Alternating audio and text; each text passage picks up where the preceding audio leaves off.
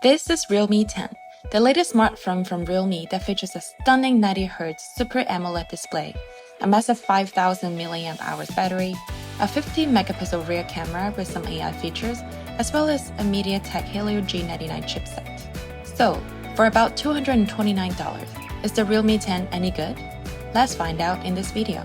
Beginning with the unboxing experience. As you can see, we've got an iconic yellow packaging, as well as a welcoming message from Realme. Inside the box, we get the Realme 10 itself, along with a beautiful mix of colors on the back, and I'll get to that later. Other than the phone, we also have a charging brick that supports 33-watt Super Vogue fast charging, a Type A to Type C charging cable, a transparent phone case that is pretty soft in my opinion, some literature, as well as a SIM ejector hidden inside. Even though the phone has a 3.5mm headphone jack, the phone doesn't come with a free pair of 3.5mm earbuds, which is kind of unfortunate. When it comes to exterior design, I would say the colors on the back are what makes the Realme 10 stand out amongst its competitors, and Realme calls it light particle design.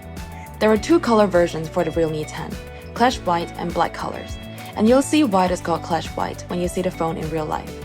Basically, the back of the phone has three different color zones. The bottom has a muted golden color that closely resembles the color of beaches, and the upper part has a light blue color that resembles a clear sky. In the middle, we have some pink and magenta colors that serve as a smooth transition from top to bottom. When we rotate the phone toward the sun or a light source, we see that we now get a new mix of colors. Now, it looks more like a muted rainbow with muted orange colors on the top that kind of resembles sunset colors, all the way down to a more relaxing blue hue. Honestly, it kind of reminds me of Vivo's V series, especially the V25 Pro, on which the back of the phone changes color when you leave it under the sun or ultraviolet lights. The advantage of the Realme 10 would be that you don't have to wait for the phone to change colors. Also, since it's not going to stay in one single color, you don't need to wait for it to revert back to its original color as well. As for the rest of the design language, it doesn't give you the feeling of a budget smartphone when looking from a distance. Even though the Realme 10 is not a premium smartphone, the reflective frame and the colorful back really gives an impression that's made of metal frame and a glass panel from a distance. As for the buttons and ports, at the bottom, we have a Type-C port, a mono speaker that can be quite loud, but don't expect the best sound quality when outputting at maximum volume, as well as a 3.5mm headphone jack. On the other side, we have a SIM card tray where you can insert two SIM cards, as well as a microSD card slot for you to expand storage space, and it supports a maximum of 1TB of external storage. On the right side, we have the volume keys, as well as the lock keys that serve as a fingerprint sensor as well.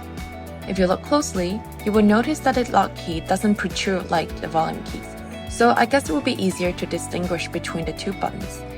As for holding the phone, it's quite comfortable since it's about 7.95mm thick and weighs around 178 grams. Most importantly, I think it comes down to the design. Unlike other recent smartphones that choose to go with a complete rectangular design with sharp edges that make holding it quite uncomfortable, the Realme 10 screen actually protrudes a little bit, creating a smooth transition from the frame to the screen and the back. Of course, it's not that smooth when you compare it to other flagship phones like the Magic 4 Pro, but it's still a nice design detail. On the front, we have a 6.4-inch display. The screen is a Full HD AMOLED display with 1000 nits of peak brightness, a 90Hz refresh rate, as well as 409 pixels per inch. While the phone does have a relatively large 6.4-inch display, the phone still feels pretty compact in hand. Unfortunately, we still have some thick bezels on this phone, especially the top and the bottom. While the bezel at the top is kind of okay, the bezel at the bottom just looks unsatisfying. But I guess this kind of lower chin is pretty common among budget phones. As for the brightness, Realme claims that the screen has a maximum peak brightness of 1000 nits. However, when you take the phone outside on a sunny day, it's actually quite hard to see the screen clearly. My guess is that the phone will only reach its peak brightness in certain conditions. I'm not sure when the 1000 nit brightness will kick in, but this is definitely not 1000 nits of brightness. As for the auto brightness adjustment, it does work pretty well, except that there is a slight delay before it starts to kick in, and the adjustment speed tends to be a little slow. Moving to the refresh rate, the phone does come with a 90Hz refresh rate, meaning all the scrolling animations will be smoother. When you're viewing something static, the refresh rate would drop to 60Hz to preserve more battery. However, it usually waits a couple of seconds before it lowers the refresh rate, so it's not going to save a lot of battery when you compare it to the phones with LTPO technology. On the positive side, when you turn the refresh rate to auto, unlike other phones that try to stay at 60Hz as long as possible, especially when you're scrolling through the web, the Realme 10 tries to keep at 90Hz as long as you're scrolling, giving you the best scrolling experience possible. Unfortunately, the selfie camera does leave a punch hole design on the front screen. And the good news is that it stays at the upper left corner, meaning when you're watching a widescreen video or playing games, it tends to be less distracting in comparison to a punch hole in the middle. On the other hand, when you're just watching 16:9 videos that don't take up the whole screen, it won't be a problem. Also, the phone comes with a screen protector. Powering the Realme 10 is a large 5000 mAh battery, which is a little bigger than the standard 4500 mAh battery that you find in other phones, meaning you will get longer life while performing intense tasks such as taking photos and playing games.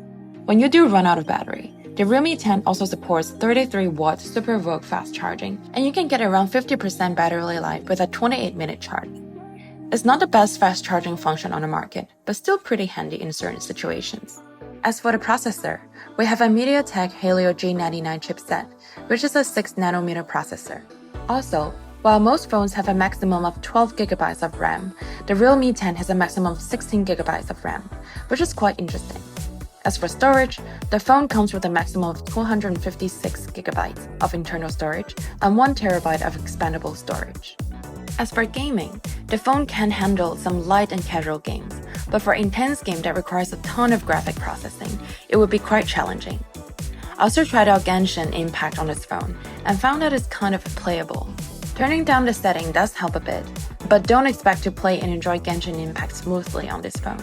Now, let's talk about the camera system on the Realme 10. At the back, we see another dual ring camera design, a tiny flashlight, as well as a line of text saying that it can shoot 50-megapixel photos. So let's talk about the camera specs. As for the primary camera, we have a 50-megapixel main wide camera, a 2-megapixel black and white camera, which is basically useless, as well as a 16-megapixel front-facing camera for selfie photos. And that's pretty much it. Let's start off with the main camera. Even though the main camera has a 50-megapixel sensor inside, it only produces 12-megapixel photos if you don't manually select 50-megapixel mode. So how much better is the 50-megapixel mode? Let's see some sample shots. In this one, we can see that the 50-megapixel mode produces a sharper image with more details, and it becomes clearer as we zoom in. However, while the 50-megapixel mode is indeed sharper, we can see that there is a lot more digital noise in the 50-megapixel mode. This is likely caused by the fact that 50 megapixels is too much for the phone to process, so it would just skip the noise reduction process. And the same happens in this image. As we can see, while the 50-megapixel photo is sharper, the skies is mostly blown out, while the 12-megapixel mode still retains more highlight information, thanks to the processing done by the phone. However, less processing isn't necessarily a bad thing. When looking at the 12-megapixel photo, we see that there is a lot of digital sharpening done by the phone. While it does make the photo look sharper, it just creates an unnatural feeling, while the 50-megapixel photo with less digital sharpening looks more natural and pleasing to the eye. So I guess it just depends on what you're shooting. If it's just casual taking photos, then the 12-megapixel mode is indeed good enough, especially when you're shooting outside on a sunny day. Other than the 50-megapixel mode, the main camera also has a built-in AI enhancement feature. Basically, what it does is to carry out some additional processing to make the image look more pleasing. Looking at some sample images, we see that when we turn on AI enhancements, the photo will add more contrast and raise the shadows to make the photo look better. While it sometimes does create a better looking image, sometimes it just makes the photo look very weird. So it's not very consistent in my opinion, but good enough to add some flavor to your images. Since the camera is good enough for casual photography, then I guess its video performance would be very similar to its photo capabilities, right? Well, unfortunately, even though Realme claims that the Realme 10 can shoot 1080p videos at 60 frames per second, the image quality that we see right here doesn't look like a 1080p video at all. Also, since there's no stabilization built into the phone, it would be a little hard to record some smooth footage. So if you want to shoot a lot of videos on this phone, well, you're out of luck. Speaking of the lack of stabilization, this is also why the Realme 10 cannot do a lot of nighttime photography. In order to create a better low-light image, the camera needs to shoot at a lower shutter speed to capture more light, and the stabilization is essential to make sure that the image won't be blurred as a result of the low shutter speed. As for the Realme 10, since there is no stabilization, it is very hard to get a crisp image. As for the image quality in slight dim conditions, I would say it is kind of okay. but don't expect to capture any good images in pitch black environments. As for the operating system, the phone comes with a REALME UI 3.0 based on Android 12, and it basically looks identical to ColorOS. So if you're familiar with ColorOS, then it should feel exactly the same. So for around $200, what do you think of the REALME 10? Let me know in the comments down below. If you want to see other phone reviews, click here. For tech and gadgets, we got you covered. And see you next time.